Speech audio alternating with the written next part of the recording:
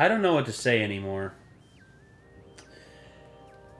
Marvel apparently has crapped the bed so bad that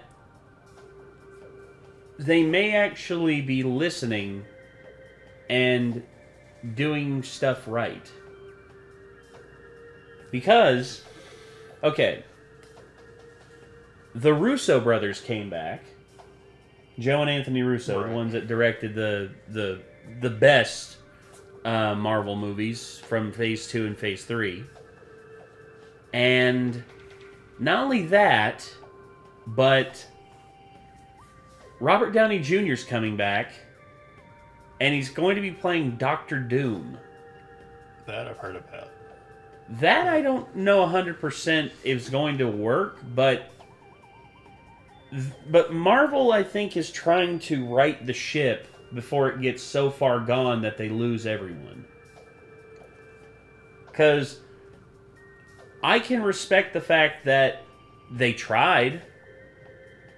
They tried with the Marvels.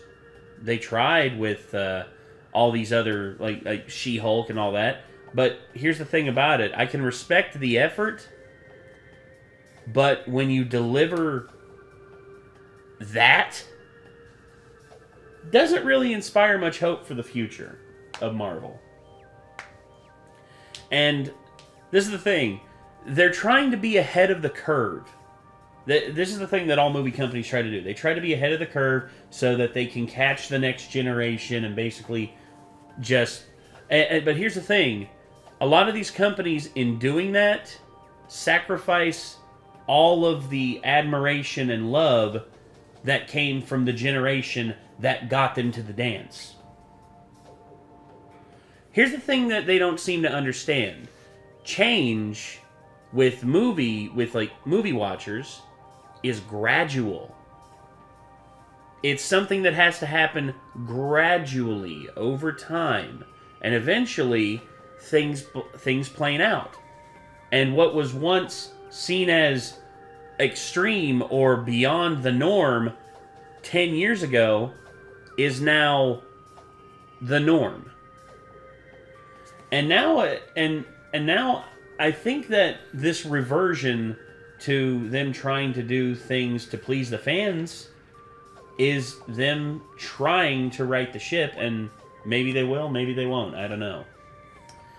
But Thunderbolts asterisk basically this is a new Marvel trailer, and I guess we're going to check it out and we're going to see what it's all about. So are you ready? Find out. Let's get into it. Here we go. I click leave on porch. Your subordinates will be Elena. reported to DoorDash HQ. Alexi, it's me. Open up. Elena? Hey, Alex.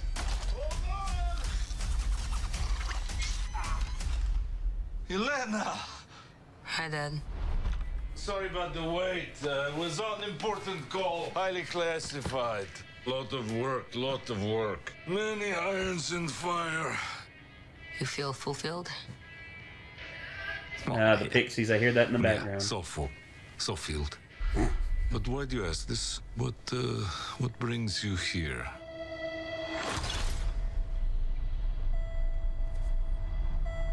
There is something wrong with me.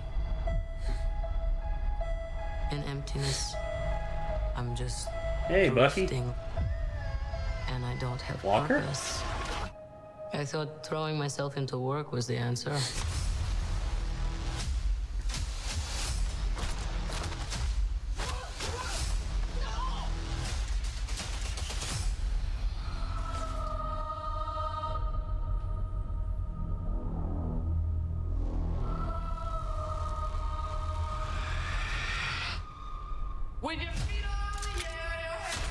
Oh. Oh, shit. Taskmaster?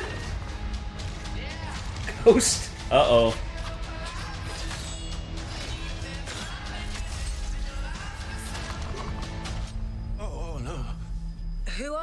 I'm Bob. Wait. Who sent you, Bob? Nobody. You were all sent? Wait a minute. Everyone here has done bad things. Shadow ops. Robbing government labs. Contract kills. Yeah. Sounds about right. So, someone wants us gone.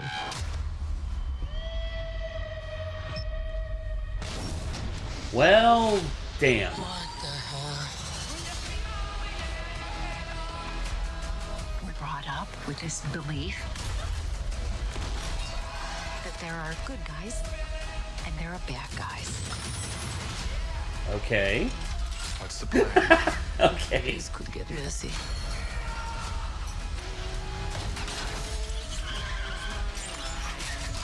Woo! Okay.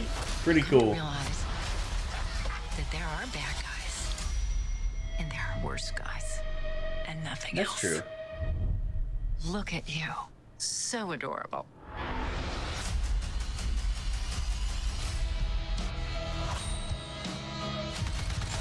Don't worry, she's bulletproof. What happened to bulletproof? It's bulletproof-ish. Bullet resistant.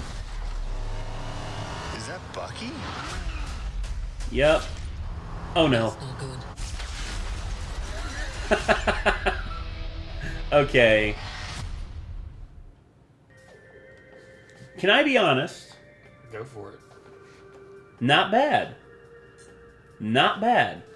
As compared to what we've had in the past, not bad. I hope so. I hope we don't get Suicide Squatted though, because like the first trailer came out, and you were super pumped for it, and then the second one came out, and you're like, Yeah. oh dear. Yeah, I understand what you mean. And here's what I'll say. Thunderbolts, what they're doing here is they're basically taking all of these characters that we haven't seen in a while. I mean, Yelena from Black Widow, and Alexei from Black Widow, and Taskmaster from Black Widow. The fact that Black Widow was never released in theaters and they robbed Scarlett Johansson of so much money still irritates me. She deserved that. She deserved that theatrical release, Disney, and you took that from her.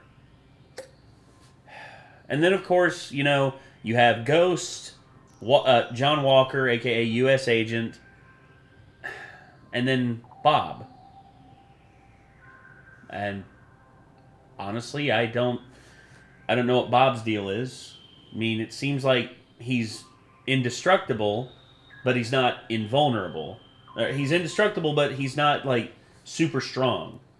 Like, here's the thing. If I ever have invulnerability, like, literally I can, like, survive anything, I would want an exit option. If I say, okay, for instance, if I'm not super strong or I'm not anything like that, I'm just a normal human, but I'm invulnerable, what happens if I get trapped in concrete? Like 6 feet under concrete. No, and you're just stuck there. Exactly. Ah. So, invulnerability with an exit option. That's I would want that. And I think Bob's deal is the fact that they had him down there because they didn't know what else to do with him.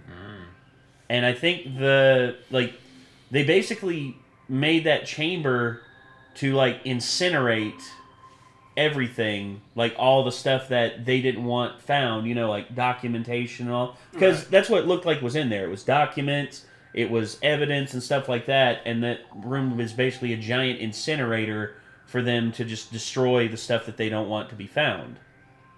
And I guarantee you that's why they lured all of them down there. That's why they lured Walker, Yelena, Ghost, and Taskmaster down there with the intention of destroying them alongside of everything else. At least that's what I think. I don't know. But that was actually... Go ahead. I hope it pays off, though, because there's... Oh. You got Elena from, like, Black Widow, and she's also in the Hawkeye show. Yeah. But you were saying, like, she was in the... Yelena was in the Hawkeye show, and... At least these characters have some development. And I hope those Marvel series pay off. I hope so, too. Because I've never really... kind of watched them through once, but never really cared after that. Well, like, it didn't seem like there were any stakes. Well, here's the thing that I've noticed with Marvel television series. As a matter of fact, I think Matt Pat pointed it out. There is such a thing as oversaturation when it comes to like having too much Marvel stuff going on. Because here's the thing: when a movie came out, that was a movie. That was a 2 to 2.5 hour movie for you to watch. Boom, everything right there. Then you have the TV series, which, here's the thing, when you have to stretch out a TV series to be like 8 to 10 episodes, you can put a lot of fluff in there, and there's not really a lot, like you said, a lot at stake. And for me, I think what they did whenever they did the Disney Plus series is that they oversaturated their market with subpar entertainment, and it basically killed a lot of people's drive to watch these things. Because when you look at the numbers, here's the thing: Disney didn't release their numbers, but streaming platforms numbers are tracked through like internet companies and all that. Right. And collectively, the internet companies have shown that not a lot of people were watching the shows that Disney was putting out. Yeah, they weren't. I don't know. What? Good, I guess. Because, like, I had a beef with the Marvel shows, like Daredevil. Yeah. I was like, I felt like if they just took out a few episodes, like 1 or 2, yeah, slimmed down the runtime, they would have been a lot more enjoyable. Yes. There's like a lot of artsy-fartsy stuff in there. Yeah, and that's my thing with it too, is like, if you can take a 10-episode series and instead shrink it down to 6 and basically have everything that you need right there for the storytelling, and instead of fluffing out the runtime with a bunch of BS that nobody cares about, then I think you got a winner.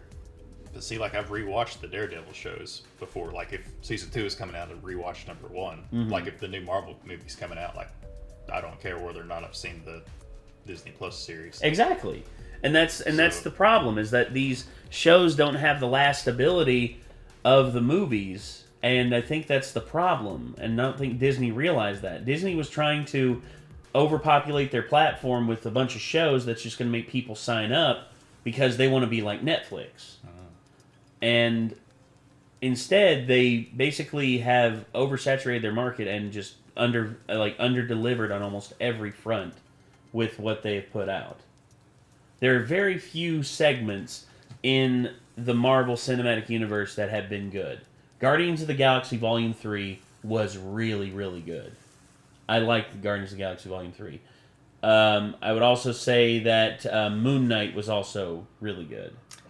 Kinda. I couldn't really get into it, though. Really? Like, it was kind of... I didn't know that much about the character, though. That's fine. And I feel like that was a little more of a niche. It is a bit of a niche, but honestly, I still thought the execution was pretty good. But I will say this: every other Marvel film that I've watched in the interim has either been mediocre or very disappointing. Like Ant-Man and Wasp: Quantumania. I didn't really. No, it was very, very underwhelming. Black Panther 2, not bad. That was kind of... But I mean, with T'Challa dying... with Chadwick Boseman passing away... You kind of had to do what you had to do. Exactly, and that was... And I wish that he would still be here so that we could have gotten the Black Panther 2 that Ryan Coogler wanted to make. And then, of course, there's also other... You know, there's... Like, the Marvels... I couldn't get into it. Shang-Chi was actually alright. That's kind of... I mean, that was the one I didn't get at the theater. I just waited for it to come out. I understand. I didn't waste my time with the Marvels. Yeah. But how I feel about this overall, this gives me a glimmer of hope that maybe they're taking things a little more serious again. Like they're going with a more straightforward storytelling approach instead of trying to preach to us. Because Captain America and the Winter Soldier, or Falcon and Winter Soldier, as it was originally known. If I can be honest, when I first watched it, I thought it was okay. Then I went back and watched it again, and I realized, oh god, there's some horrible plot holes in here, and some character moments that literally make no sense. Oh, that's Secret Wars. That irritated me. Oh, dude. How do you take one of the best storylines ever in comic book history and you literally just slap that out there? Because you kill off like 2 main characters in a TV show, and then you rip off the ending to the Fantastic Four. Yeah, quite literally. These are the people that we're dealing with. I mean, I'm not going to say the downfall started after Endgame, because there were some good movies after Endgame, but things very, very quickly got out of hand, and now what we're dealing with is just... Spider-Man and Doctor Strange.